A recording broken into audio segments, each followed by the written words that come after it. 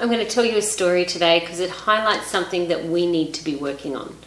I'm Lucy Ellis and I'm a hypnotherapist.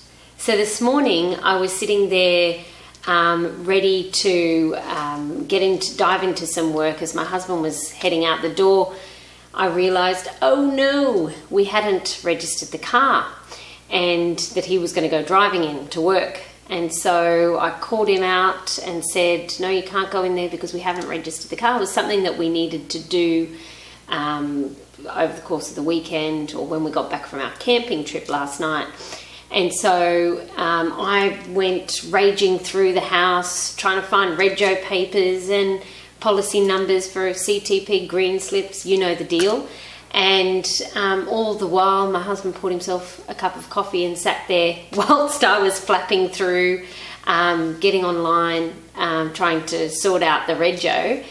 And I remember thinking at that moment that I was taking on all of that pressure, saying to myself, why didn't you freaking well do this last night, you know?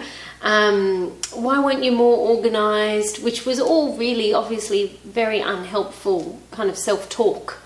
As he was sitting there, I felt the pressure of him being late to work and, you know, all of that, taking on his stresses, I was taking that on too. And so I kind of see it as this big boulder that I've decided to take on myself. I've completely owned registering the car late this morning, and all of that stuff that I was saying to myself was not helpful. You know, if my husband was to lean over my shoulder and say something along the lines of, well, you should have done this last night, imagine how I would have retaliated to that. I took on that pressure and I started saying really unhelpful things to myself. So I want this little snippet, little story to be an awareness for you.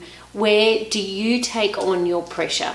Because long after my husband was probably halfway to work, I was still carrying around that boulder. I was still taking that on, and it actually, you know, I probably could have been